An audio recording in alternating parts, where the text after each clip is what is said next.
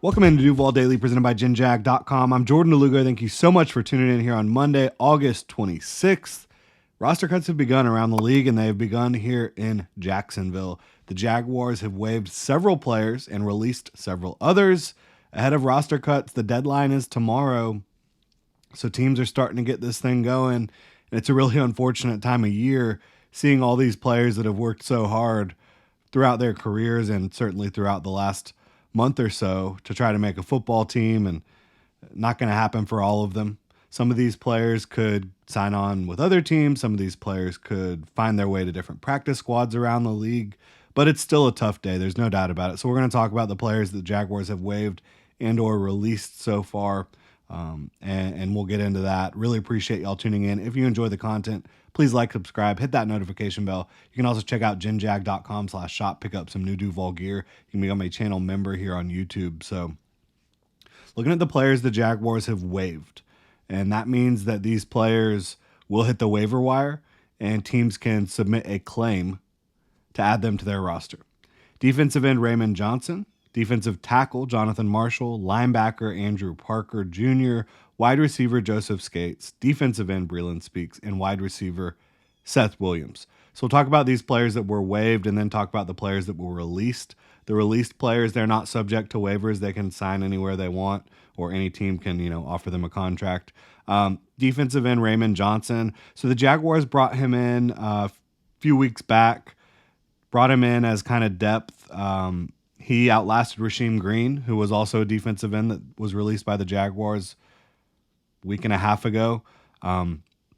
Raymond Johnson just hasn't really made a huge impact. So it's not like you're waiving someone who really has kind of stood out in any way, any tangible way.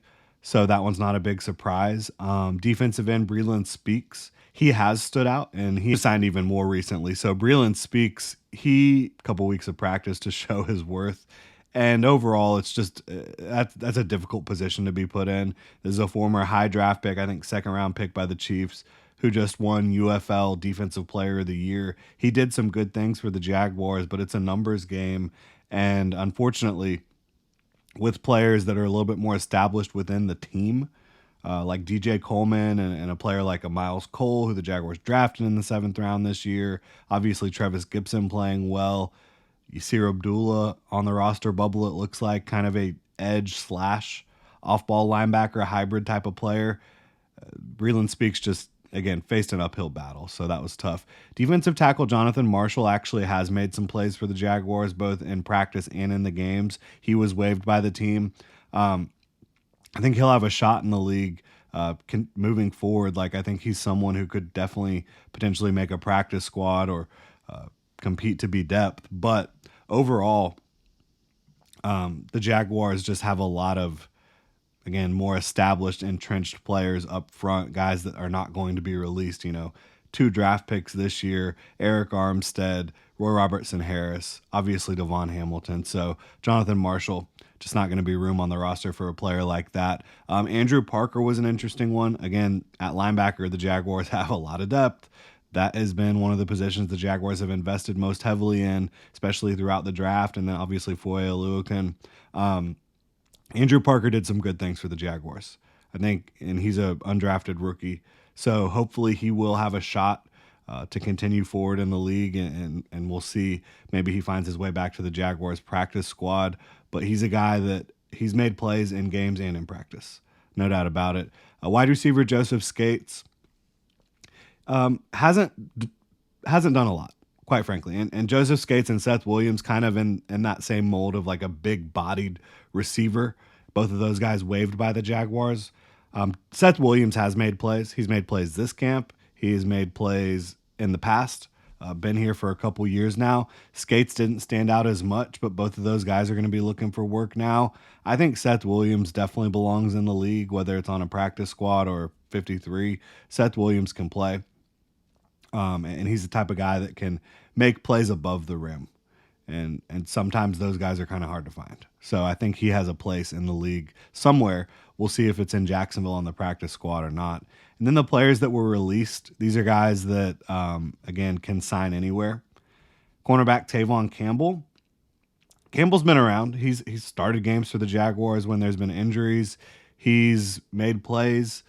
Overall, I think that the Jaguars had like 11 corners on the roster, so obviously not all of them are going to make it. Most of them, or almost the majority of them, probably will not make it. About half of them not going to make this roster. But Tavon Campbell, he's an NFL player, back into the roster type of guy. I think that there's a chance for him to continue his career, hopefully. Wide receiver Denzel Mims, he had some up and down moments, but he definitely made a lot of plays throughout training camp. He absolutely did. And this is a former high draft pick by the Jets, starting to bounce around the league a little bit.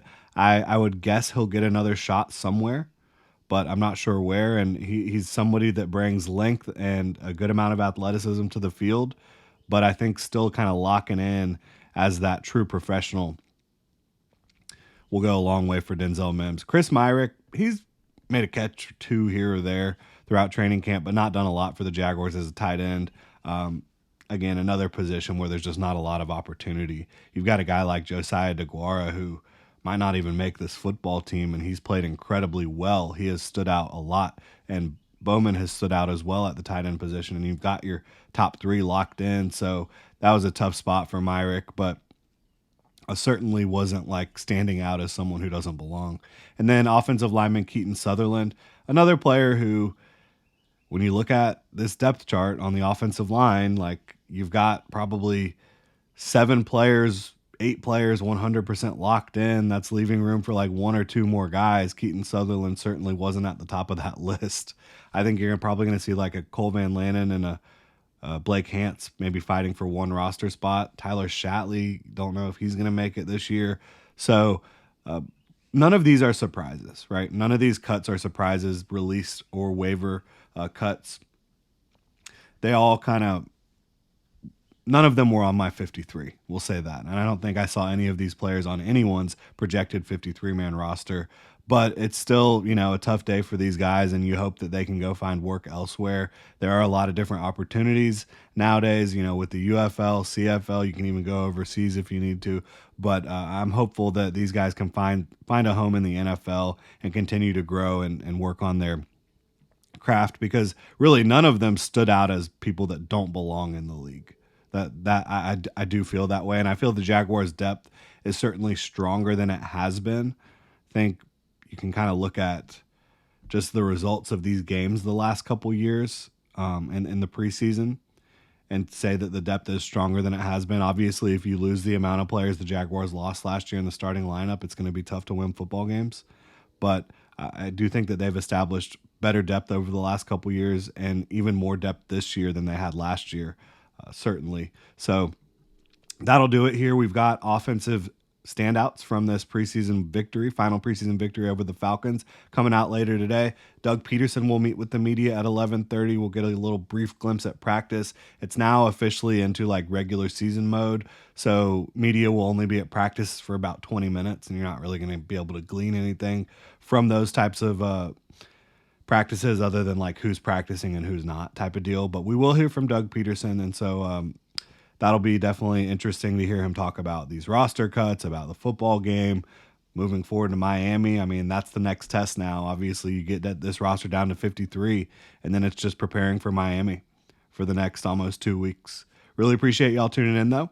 If you enjoy the content, please like, subscribe, hit that notification bell. You can also check out genjag.com/shop, pick up some new Duval gear, become a channel member here on YouTube. Y'all have a good one.